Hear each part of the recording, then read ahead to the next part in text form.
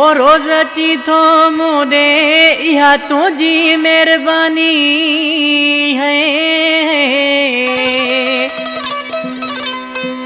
ओ रोज अची थो मूंडे इहा तुंहिंजी मेहरबानी। ओ मां भी तुंहिंजो आहियां जानी मलक बशीर अवान चवे। मुझे प्यारो परी भा मलक बशीर अवान जो वधिक फरमाइश है। बादशाह सोलंगी, नंढड़ो अयास सोलंगी, शायर खादिम हुसैन सोलंगी, न्यू सैदाबाद लग गोठ मोहम्मद खान सोलंगी खां उड़ेलाल स्टेशन खां खुदा बख्श चनो आशिक छा थो चे आशिक वाजेरा। अची थो रोज तूं मूंडे, अची थो रोज तूं मूंडे या तुंहिंजी वफ़ाईया। विझी पंहिंजी जान खतरे में तो मूंसां यारी निभाईया। विझी पंहिंजी जान खतरे में तो मूंसां यारी निभाईया।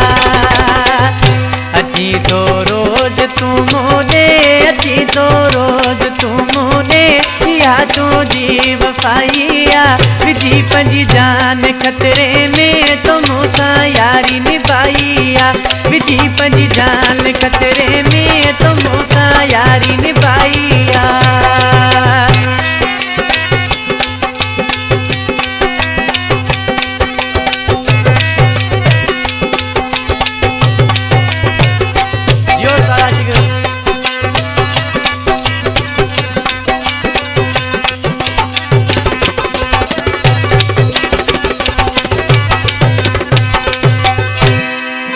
भी आशिक पहिरीं मिसरा में जो मुझे जानी पाण माशाअल्लाह सां मशहूर थी आहियूं। जिथे किथे पंहिंजी ॻाल्हि आहे हर जगह ते। ऐं छा पियो ॿुधाए मिठा मशहूर थियासीं हले पई ॻाल्हि पंहिंजी हिते, हले पई ॻाल्हि पंहिंजी हिते।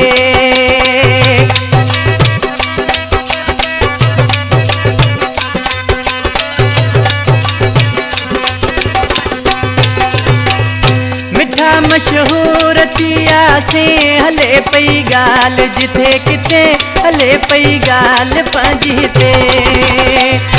आयूं गॾु पाण ॿई प्यारा, आयूं गॾु पाण ॿई प्यारा इहा रब जी भलाईया। विझी पंहिंजी जान खतरे में तो मूंसां यारी निभाईया। विझी पंहिंजी जान खतरे में तो मूंसां यारी निभाईया।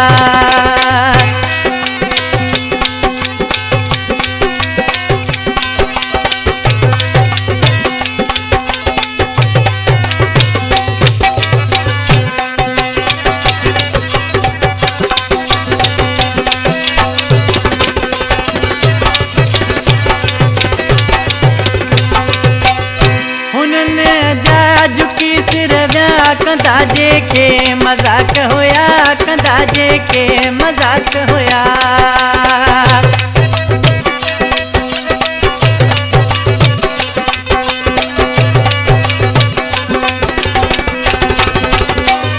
हुनने जा झुकी सिर विया कंदा जेके मज़ाक होया, कंदा जेके मज़ाक होया।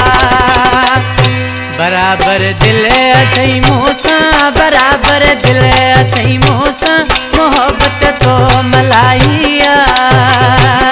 विझी पंहिंजी जान खतरे में तो मूंसां यारी निभाईया।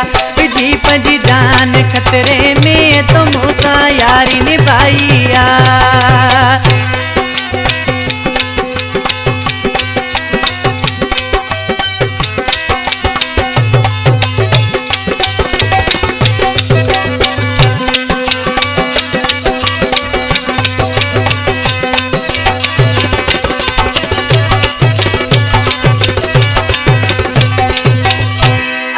जावेद यारन सां कंदा लेखा कॾहिं न आहियूं, कंदा लेखा कॾहिं न आहियूं।